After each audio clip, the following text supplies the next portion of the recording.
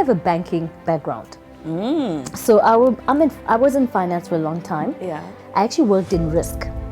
But I had such an interest on impact that I started to do a lot of work on social risk and climate finance. And one thing that I've embedded is to make sure that every country that I visit, I go and plant trees in their communities. This is also a way to offset my carbon footprints with the flying that's happening. But we should be having more young people speaking at policy level. Let's empower young people to actually create jobs, to be entrepreneurs. But how do we do that? We need to also train them. We need to look at how do we change our education system so they just, it's not a curriculum where you're taught how to memorize. Afterwards, you graduate, you have to look for a job. If there's no job, okay, what's next?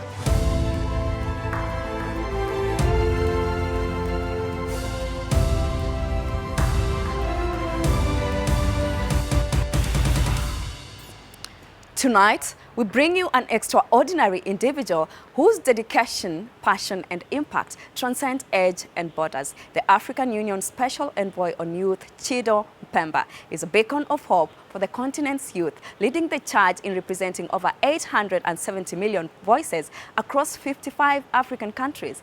Yes. Hello and welcome to Globe Traction with me, Persil Telewa. In this episode, I host a climate reality leader and a Mandela Washington fellow alumni, Chido Mpemba, on her inspiring path to leadership, her groundbreaking initiatives, and her unwavering commitment to empowering the next generation of African leaders. I hope you enjoy her story. Hey, Chido. Hi. Nice meeting you. Nice meeting you too. Do you have people still call you Cleopatra? Oh yes, some call me Cleo, some call me Chido. Welcome, Cleo. Thank you. Please Thank you have for a having seat. me. Thanks a lot. You're welcome. So great to be here. It's so nice having you. Thank you. How was your flight? My flight was good. At least it was quite short, coming from Addis Ababa. You're coming from Addis. Yeah. And soon you'll be catching another one for over 8 hours. Oh, And yes. I can't imagine. Yes. I hope traveling is one of your hobbies, by the way. I am actually a fan of travel So because you're enjoying it? Yeah, I'm enjoying it because you get to learn different cultures, you get to meet different people. And with the constituency that I represent, the young people, it's important that you engage with them. When I actually got into office, the very first thing I did was embark on a listening tour. I thought it was very important that if I'm going to represent You the need voices to know of the youth. who you're representing. Exactly. Yeah. So it's been quite exciting with the travel. I also get to learn in terms of, what young people are faced with in their communities. Because at times we take for advantage that whilst I'm sitting in office and everyone knows what we're doing at the African Union, everyone knows about Agenda 2063. But we also have people in marginalized communities. Who got no idea what's happening. Yeah. So how do you reach this kind of people?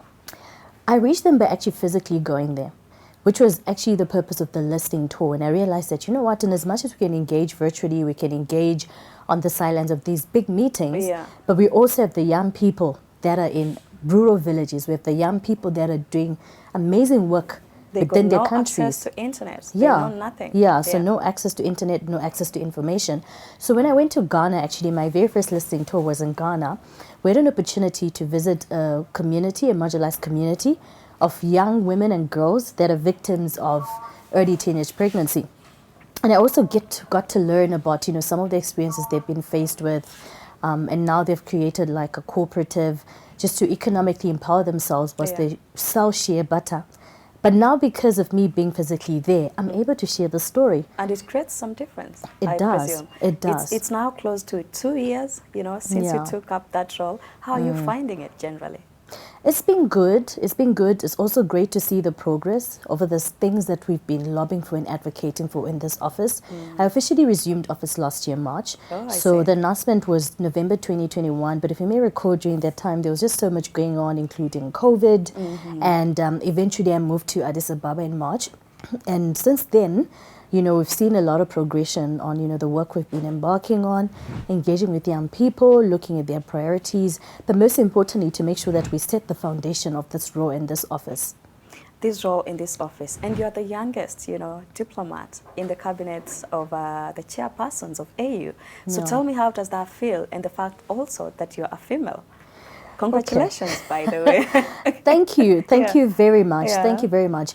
I'll be honest, as women, especially being women, being African, being young, And then you find yourself sitting there on the 19th floor and you look at everyone else who's been in the African Union for many years and mostly male.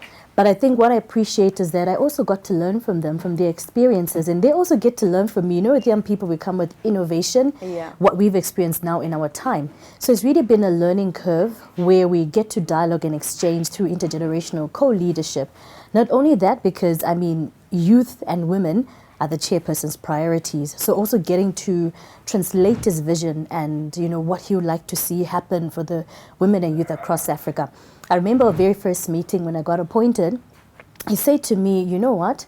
I know you're literally in this role and advocating for the youth for Africa as one of his priorities, but at the same time, let's not forget the marginalized communities, which is also came with that idea that I spoke about the listening to and going to communities, because it's very passionate that, you know, we do not leave out the marginalized.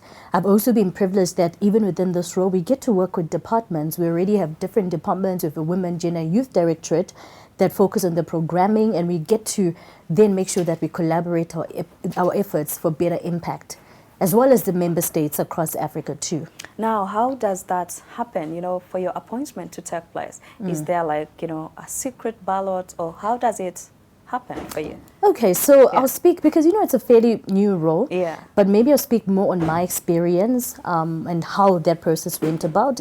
So first of all, they did send to member states indicating that this role was now open, and I believe that through the member states and the ministries of youth, young people then got to, you know, indicate their interest and, you know, have those interests, you know, in their CVs passed on to the African Union.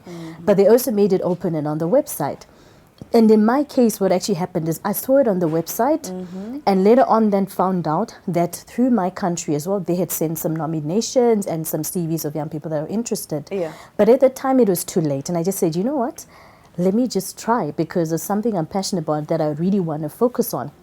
And, you know, after that, of course, with a number of other young people, they got hold of me and indicated to say, okay, we've seen your application and you're shortlisted, and you come up with a manifesto. So you have to come up with a manifesto to say what you would do if you get into office. What your plan is. What your plan is. So I came up with a manifesto. I had to present it to a committee, and this committee also included excuse me, the regional economic communities, the RECs, so, you know, the regional economic communities for Southern Africa, for SADC, for, you know, East Africa, West Africa, and, you know, a committee that was put together. And from there, you know, through that process and, you know, them making their recommendations, that's when I was then told that, you know, I'd been selected for the role, and of course the chairperson had also received these recommendations, to which led to the final decision. I'd like to know, who was Chido before that particular appointment? Well, interesting enough, I have a banking background. So I was in finance for a long time. I worked at Standard Chartered Bank for 7 years. In fact, I used to come to Kenya quite a lot. So, you know, I have a heart for Kenya, because I used to come to Kenya quite a lot within my role. You know, I worked in Zimbabwe, but also worked very closely within Southern Africa and with my colleagues here in East Africa, and Kenya being our hub.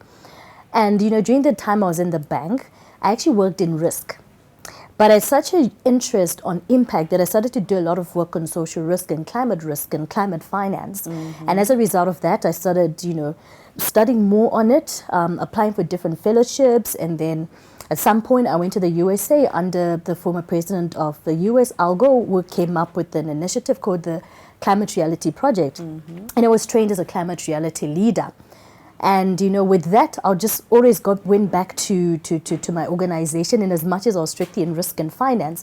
But I used to always want to use that experience that I get when I go on these fellowships back at home. You see, and then, you know, I went to the Mandela Washington Fellowship. I came back, and I remember saying to a CEO of Standard Chartered Bank, you know, I'd like to start an initiative on financial literacy and go around training girls. When I came back from the Climate Reality initiative from the, you know, President Al Gore, I started training young girls in schools, and I started, you know, planting fruit trees and just teaching them more about climate change. But within my role, embedding it into climate risk as well, looking at, you know, the impact of climate risk on the work that we did, specifically through funding as well, because specifically my department was focused on, you know, providing funding to and credit to big organizations. But then I had an interest to say, okay, but how, in terms of the environmental factors, how is that going about? And just saying that, then I became even more curious to say, okay, if I'm doing work on climate change or financial literacy, what else is out there? And, getting exposed to different communities and realize that there's so much that we can all give and do as individuals. True. That led to the big decision I made. I left my job in December 2019. You tendered your resignation. Yes. How did your boss react to that? Well, I remember my boss looked at me and said, you know what, I know you've been in finance and risk, but everyone in the bank knows that you probably have another destiny. Because I used to do a lot of work outside of this, and I used to volunteer in different communities within Standard Chartered, even globally, to the extent that at some point I was actually invited to a London office to work on a, social impact initiative based on the work that they'd seen I was doing. Yeah. And, because I used to make sure, obviously, that I put it up within even our network across Standard Chartered. So I decided to leave. And also just to say, so it wasn't necessarily a resignation, it's just that at the time there was also a retrenchment package ongoing. So it came at the right time. So I was like, okay, I'm going to volunteer myself for retrenchment. But of course, there were mixed feelings. I mean, we did that, but of course, others are saying, are you really sure you're doing this? You're still young. What about you take a retrenchment package, yeah. You're still young. And I said, well, because I'm still young, that means that I've got other opportunities. If it's a mistake, then I have other opportunities to correct my mistakes. So I still have a long way to go. So I left in 2019. And then from there, I'm like, okay, actually, I don't have a plan per se. I have a passion, but I don't have in terms of, looking forward. Because, of course, as you grow older, you're also looking at, how do I sustain myself? Income? Yeah. How do I get income? Yeah. So I remember I actually came to Nairobi. Funny enough, I came to Nairobi for a bit. After that, I was there for like 2 months. Yeah. Took some time out. And at the time, I continued with all my voluntary work. So I was still doing the climate change, going to volunteer in financial literacy. And I used to actually organize town hall meetings. And within these town hall meetings, I used to bring in young people and policymakers from the ministers in Zim. The very first one we actually brought the president. So I still continued with that. Yeah. So it then so happened that at the time, I then reached out to our Minister of Youth and I said, you know what, I'd like to give you feedback on the town hall that we've held in 2020 because she didn't manage, we sent an invite, but she didn't manage to attend due to another commitment outside the country. So, we got organized, went with my team, and I was like, look, this is my name. I'm just here to let you know we're at this town hall. These are the outcomes. And I came with a tree because we're advocating for climate change. So we want to make sure that you also plant this tree. And, at that meeting, and the next day I got a call from the office and they said, the minister would actually like to meet with you again. I'm like, oh, with me? And she was interested to know as well, and, okay, so what exactly are you doing? What do you do? Yeah. And I just mentioned, I've actually just left my job. I'm just spending time giving back to communities. And she said, okay, so we should definitely work together. So we just started working on different initiatives together. And sadly at the time, that's when COVID happened. So I remember the coincidence is that I don't come from the big city in Harare. I come from the second capital city in Bulawayo in Zimbabwe. Yeah, in Zimbabwe, yeah. Yeah, so it happened that I'd gone on an assignment, which I was working on with the Minister of Youth in Bulawayo, and then the lockdown started. But the beauty of it is that I got to be with my parents because they live in Bulawayo and, we're in the hospitality industry and, I'm also involved in the family business and that aspect. So I also got to be home, got to check, okay, how are we doing on the hospitality side? And then now there's a lockdown and it's so quiet and it's just the three of us. I'm like, okay, this is actually an opportunity just to bond. And we continued. It gave us an opportunity, even with the work I was doing with the minister. We created another initiative called the United Program for Artists and Athletes in Zimbabwe. Wow. Because we realized that they had been affected the most by COVID-19. So again, I was working on that project, making sure that, we really are there for mostly young people. Them, and be there for them. And, I continued with that. After that, opening doors for more opportunities for consultancy, to volunteer. And at the time this role came, I was also doing some work with the World Economic Forum. And this was under their Global Shapers community, which is like a initiative of the World Economic Forum. And I got an opportunity to join a steering committee where, they were looking at their 10 years of impact and how to redesign their, impact areas.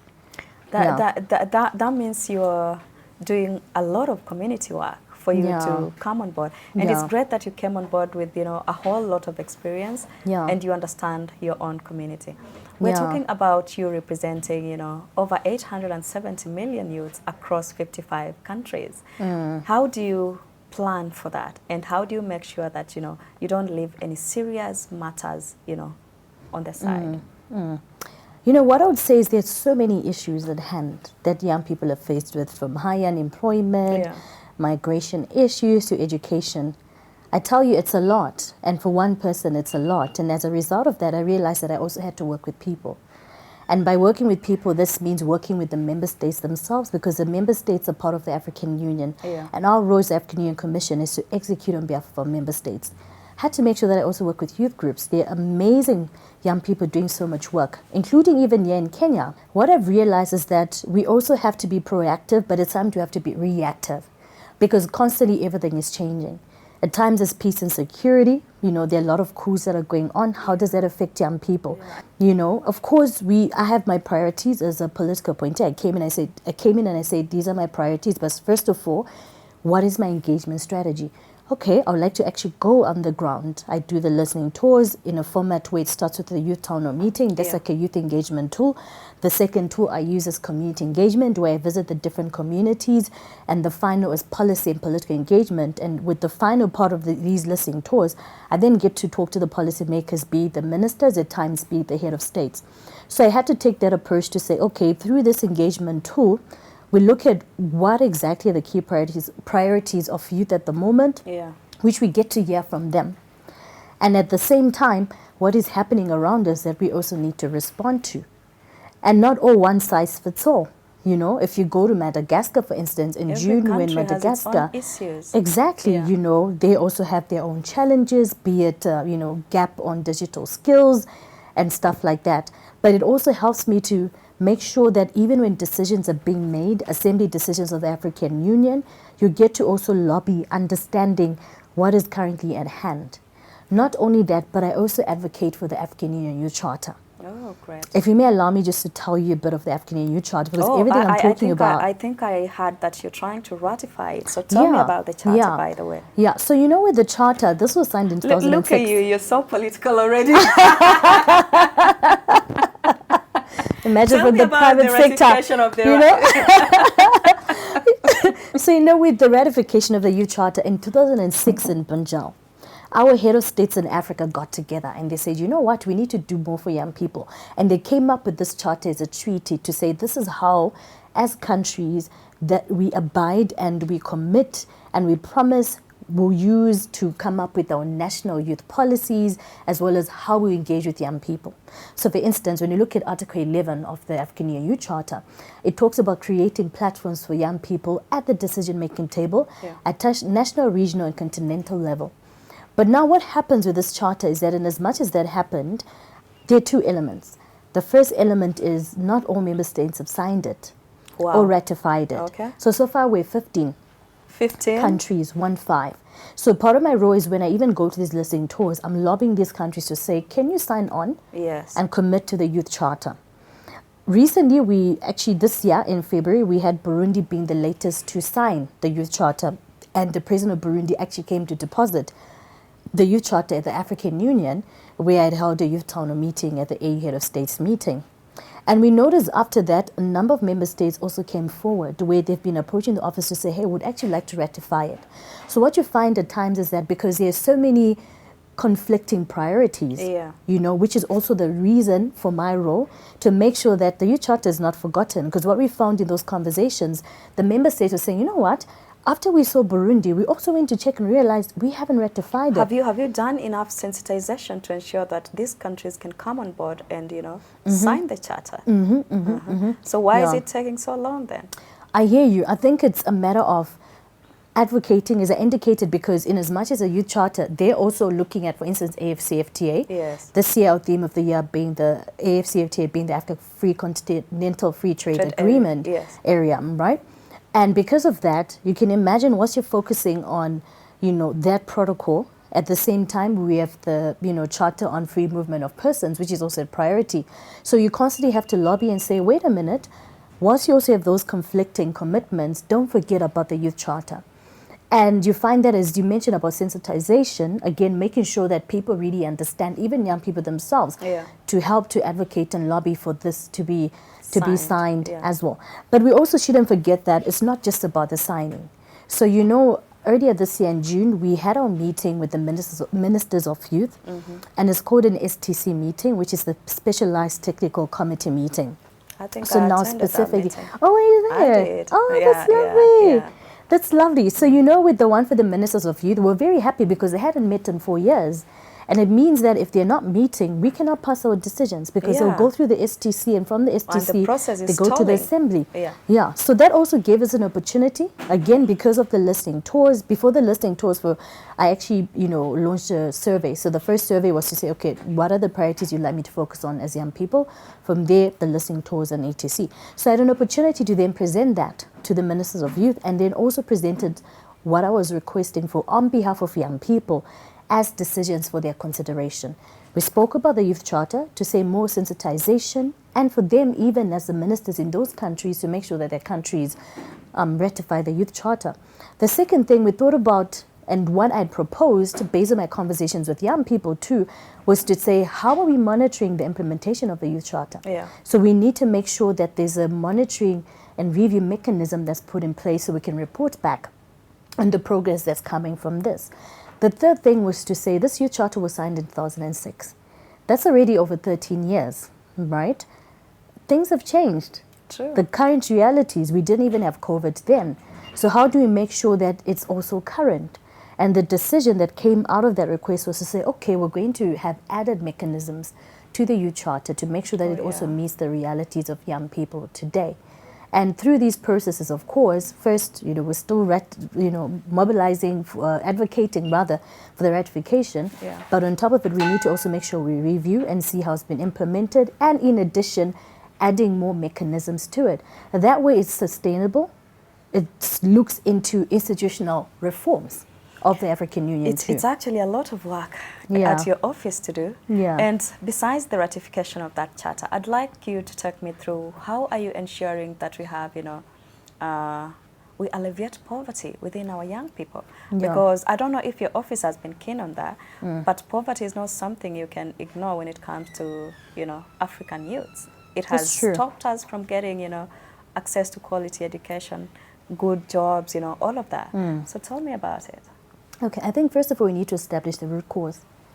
What is the reason is the poverty? And I think one of the elements is because of, economic development, or the lack of thereof, the progress of economic development in, various countries in Africa.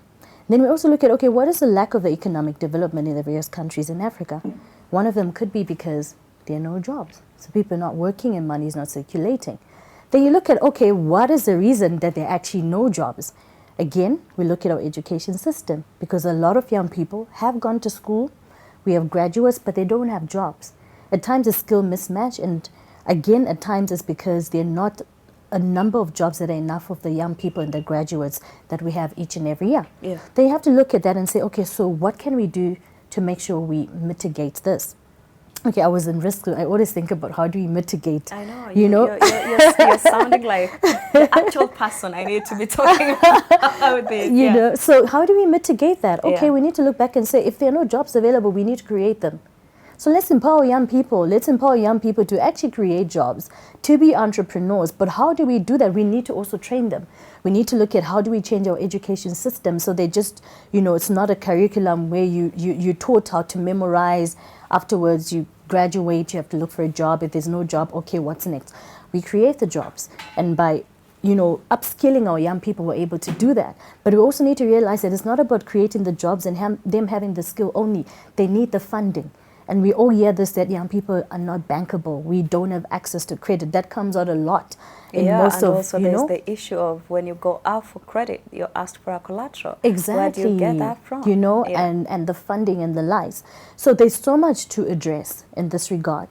And when you look at the funding aspect, I'll give you one example. I remember last year at the AU Head of States meeting, the president of the African Development Bank announced that, they're going to have funding available to start youth investment banks in countries in Africa. And the reason of these youth investment banks is that they're youth friendly, they employ young people, and they're not as stringent when it comes to, you know, young people and having access borrowing and the likes. And so far, this has been launched in Liberia.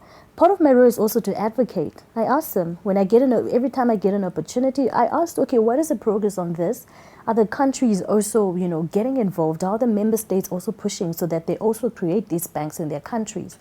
You know, because it's a whole cycle, really. It is. If we look at AFCFTA, for instance, just a few days ago, I came from Lusaka, where, you know, we joined hands with the AFCFTA Secretariat and the Secretary General, Wamkele Mene, His Excellency Wamkele Mene, and we convened the AFCFTA Youth Symposium in Lusaka. Again, that was an opportunity for them to also hear firsthand. The last day was a youth town with the Secretary General, where he was answering questions from young people. And one thing he promised them was to say, you know, the next symposium is going to be different. Of course, the one we had, you know, young people are engaging, share best practices, they get to talk. There were also exhibitions. So that also helped young people from across the continent exhibiting what they're doing in their countries. And he said, the next one, we need to have deal rooms. So that when we're in these rooms, young people also get an opportunity to talk to, you know, potential investors, get to also break deals in that. But then again, we need to protect them when it comes to that. As I mentioned, it's a whole cycle of so many things. You know, I remember my first visit to Kenya, and I was having a meeting in the Ministry of Youth.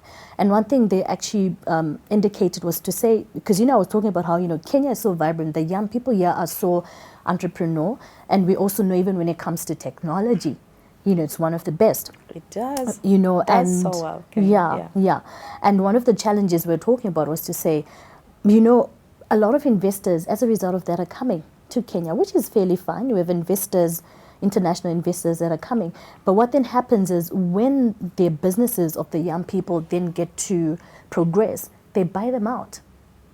You know, they buy them out. And I remember I was talking to the Africa Business Council president, Dr. Mani from Egypt. We were talking about the same issue, and she was sharing with me about a young person she knows who had a brilliant business idea, but he didn't understand the investment terms. And when this business started doing well, they bought him out or they left him out of it, and he didn't even get a lot. So again, it goes back to financial literacy. It also goes back to our policies. How do you make sure that I was about to say it goes to policy as well. You know, policies. We need to make sure these policies are friendly to young people. If we're going to have people investing in the young people, that at least let there be a stake that remains with them. Chido, I don't know if you've heard this phrase from, you know, your fellow young people, because you're pretty young yourself. But they worry about why should we over time keep talking about issues and we never implement. We keep talking and talking so that when the year starts, the year ends, we are talking about the same thing, no solution at all. How do you handle that? And where is it that you'll be proud to say, since you took office close to 2 years, perhaps you're getting somewhere? Tell me about that. I totally hear you on that. Let me just I'll give a general example first, maybe specifically since I'm in Nairobi for the Africa Climate Summit. And one thing I was talking about and sharing with my fellow peers was to say, look, I mean, I'm going to engage, you know, with young people. We're going to be speaking. They're going to be the Nairobi Declaration, which is perfect with all these recommendations, which is, you know, a separate process, of course, with the Africa Climate Summit, which our Climate Change Department is handling. But then how about the action? Where's the action? Yes, we're talking about like where's the action, because we also need to lead by example by the action. Exactly. And you know, one thing that I've embedded is to make sure that every country that I visit, or when I get an opportunity in the countries that I visit, I go and plant trees in their communities. This is also a way to offset my carbon footprints with the flying that's happening. And then as a result, I said, if I'm going to come to Kenya, I can't leave without actually planting trees and inviting young people for us to plant trees together, because that's a climate action. That's actually the execution, because how do we mitigate climate change? Yes, I know even if the conference is focused on the financing bit, but we need to go back again to the root cause. Okay, what can we do and make a difference for? If I say what I'm really, really proud of as well, specifically even looking at this office, is number one, giving an opportunity for young people to actually form part and parcel of Agenda 2063. Because bear in mind, like you mentioned that, okay, everyone is talking, but you know, what is being done, right? But who needs to do it? Now, going back again, specifically within this office, one of the things we've also advocated for was the institutionalization of the office. Again, within the institutionalization of the office, because if an office is not institutionalized, then it's not permanent and it's not sustainable, you know, because it's an appointment to the chairperson. But then at the same time, we need to also make sure it's rotational. So even as I've been lobbying and advocating for this, I said, but let the role be rotational with, young people across the continent also getting an opportunity. And, through our request to the Ministers of Youth, this decision was passed and is now in the process. So from my end, what I decided to focus on, it being a new office, was also let's set the foundation first. Let's make sure we set the foundation first for sustainability. And I said, if that's the only thing I even get to do, it's fine. It means that it's also paved the way for the next person who will be coming. So, just to name a few, but specifically when it comes to foundations, what we've focused on is to make sure we set a firm foundation and push for the institutionalization too. It's a lot happening, and I want to mention your recent award, top 100 under 40 most influential Africans. Congratulations on that. Thank tell you. me about what those 2 awards meant for you. Thank you. So with that, the most influential people of African descent, that was last year September at the time. Yes. I had that last year September, and for me, of course, I'm humbled to say, okay, I'm just playing my role as a citizen and as a young person to do the best I can. But it's humbling to see people recognize it. But I also then see there's an opportunity to say, what can I learn from my peers that are also awarded? Because within this network, we have a lot of young people that are also being awarded for the work they're doing across the continent. So as part of this network of, people that have been awarded, let me also get to see my fellow nominees, what have they done? What can I learn? What can we teach each other? What is the best practice? How can we have more impact? And I found, most of the time, when that happens with awards, it also helps to create better impact when we see it and we view it that way. Yeah. The issue of education and climate change is not something we can ignore. And even as you guys are planning to go ahead with the climate summit, we're still experiencing wildfires in places like Australia and those kind of places. But in Africa, there's something that we are so lucky to have. How do we guard, our resources? How do we ensure that we are, off the climate change crisis? From a risk manager's perspective, what is it that you're not doing right? Okay. I wouldn't say what is it we're not doing right, but what can we do better? If you may allow me to speak about what we can do better. Yeah. What we can do better is to make sure that we speak with one voice. I think that's important. And we're already seeing with the Africa Climate Summit happening, Africans are saying, our head of state is saying, we want to come together, we want to have a common position and want to speak with one voice. And want to use that voice through the Nairobi Declaration to make sure that when it comes to the UN General Assembly, when it comes to COP28, we have a position as Africa. Now, last year at COP27, they were negotiating, the negotiations rather were focused on loss and damage. And that's what's actually impacting Africa the most. When it comes to our flooding in different countries and the likes, it affects, displacement of people, food security and the likes. And, looking at that, also, again, there's less funding that has been going towards loss and damage.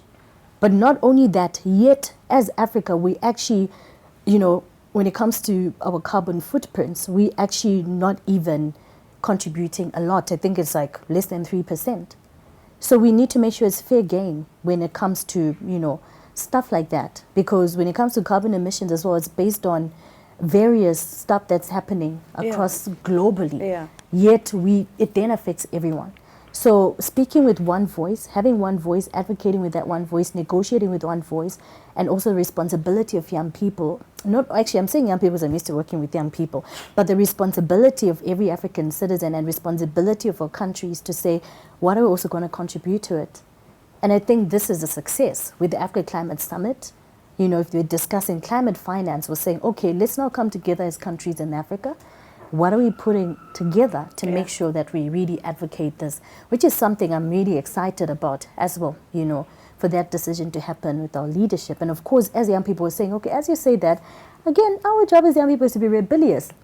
So all is going to say, in as much as you're doing it, have you considered this? How are you considering young people? Which is why I also applaud the Africa Climate Summit and of course the Africa Climate Summit, but specifically I mean the Africa Youth Assembly. Oh yeah. With our lead coordinator Elizabeth, and I said that's wonderful that you had this idea, with young people to say, you know what, in as much as it's the main meeting, not every young person usually gets a chance to be in those rooms. I was about to talk about young people being left out of the table, decision-making tables, and then they are called to just, come up, or rather, help you guys spearhead an idea that they have no idea about. So how do we actually, make sure these young people are in the room where these decisions are made, so that they are owning, whatever outcomes are coming from those meetings? I think, again, because I like to go to the root cause, it also goes back to political participation of young people. When you look at our countries, who are actually being put into positions where they can influence and make decisions. I remember when it comes to COP27, we advocated and lobbied and said, can we have young people as part and parcel of the delegations going for COP27? But then in addition with that, how do we build their capacities? They need to be trained as negotiators, because if they just go and they're not trained, they should know what they're going to do. They should know what they're going to do. And if you look at this year, there's been a number of trainings on climate negotiation. Within the Africa Climate Youth Assembly, on the 2nd, after the tree planting, we're actually convening a workshop of our own to train young people. And as a result of that, it even also positions us better, because when I go in a lobby and I say, put them in the delegations, they are trained. They know about this stuff.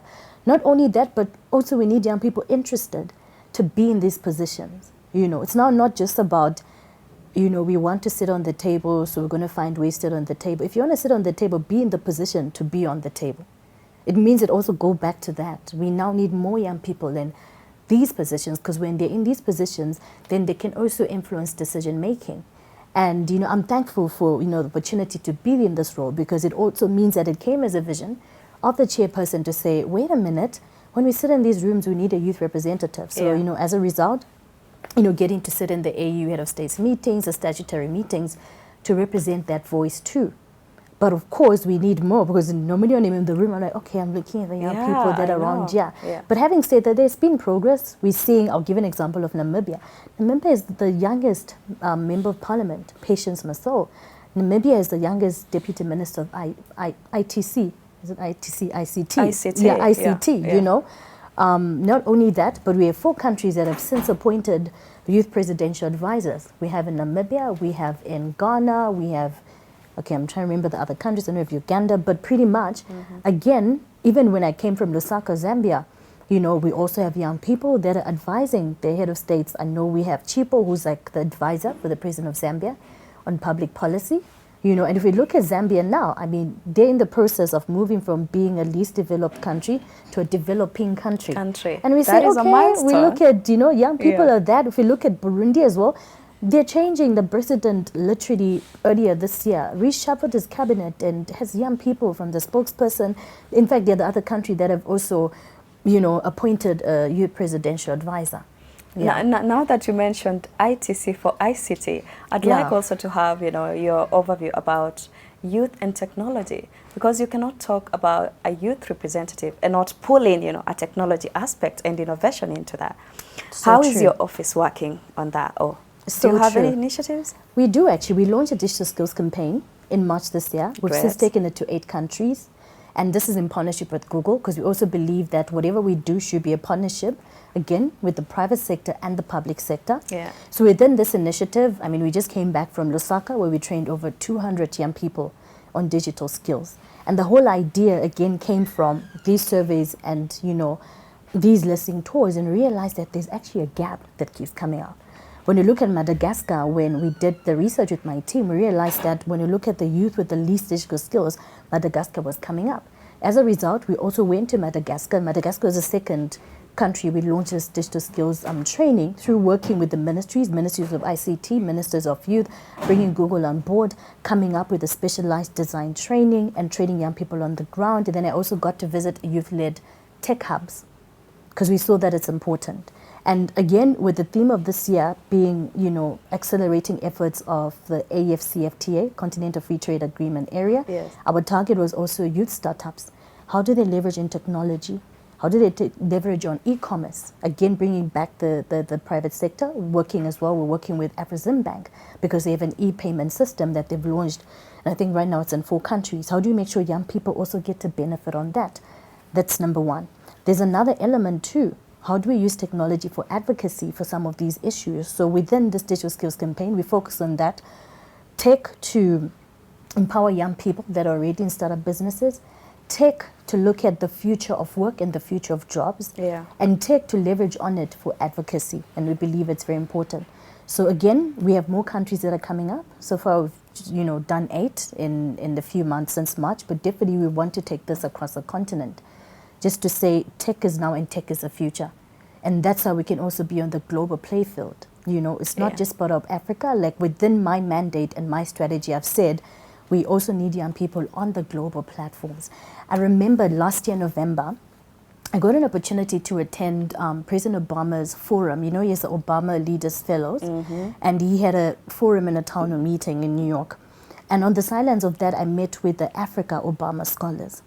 And I remember one lady stood up and we're having a conversation, and she said in that room, I don't understand why we have to come all the way to the US. To the US to talk about what we can do, what we can develop. Why don't we just have our own meetings in Africa? Yeah.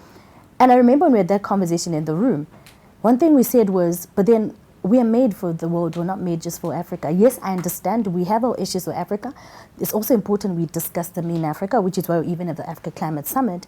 But at the same time, some of these issues, again, they contribute towards global development. And as a result of that, we also need to be on the global stage. We need to make sure when you talk about, our resources as Africa and, externalization, etc., we can only have those conversations on the global platform. We get to understand what's happening globally and how we can also benefit from it. Yes, I'm an African and proudly an African citizen first, but it also means, and it doesn't mean that I'm also a global citizen. Yeah. So we should see ourselves as that. It's not that when you talk about global, it's just, the developed countries or the West and, okay, they should meet and we meet there. No, we're part of that global development, even if it means that maybe we're just a few years behind. But what we're aiming for is to also be fully developed, and we deserve to be on those platforms too. Chido, as the youngest diplomat and a special envoy, please give us some advice, to your fellow youths. Okay. I have so much to say. So please make it very short because we don't have that time. That's the thing. So okay, what advice can I give to young people? Yeah. The advice I can give to young people is do not give up. Because I know it's hard. As a young person, it's so hard. With all the issues affecting, be it globally or at continental level, they affect young people the most because we're the largest demographic. But do not give up and never underestimate the impact that you can make. Because at times, some of us can only make impact at community level, at family level, but never think that it's too small. It's also contributing towards the future and the development of Agenda 2063 and the Africa that we want and the Africa that we are going to make sure we're a part of. It's really nice seeing you, by the way. Thank you. We've been seeing you all over the globe, all over the continent, doing what you do best, and we're really proud to be associated with you. Thank you so much. I'll say karibu sana. Oh, you're doing well, actually. And for that reason, we thought we can give you a little something. Oh, wow. And I hope this can be a nice, youthful thing to don on your pair of denims while you're on your travels. Thank you so much. This is so nice. Thank you. Wow, thank you so much. Can I actually put it on? Yeah, please. I need to see if it fits, huh? And if it doesn't fit, don't worry, because there's something, right? Else? Wow. There is. Great. Wow. I like this. I hope and it looks warm as well. It is. Yeah, it looks very warm. You can let me know if you need some help. Wow. Let me see. Let's see. Look at you. Karibu, it's very, thank you. Okay. Very, very warm. Whatever. I like it. This is nice. Okay, I usually like it oversized. I don't know how you like your hoodies. Yeah, I also like my hoodies and then oversized. You can just drop in your passport here, when you're doing you your have travels. it here. Yeah. That's really nice. And in Addis it's been raining of late again, so something warm that will make me remember Nairobi. Nairobi is your other home. It definitely is my other home. Thank you. Thank you so much. Such a pleasure to be here and to see you. Nice meeting you too. Okay. Stay well. You too. Sure. Thank you.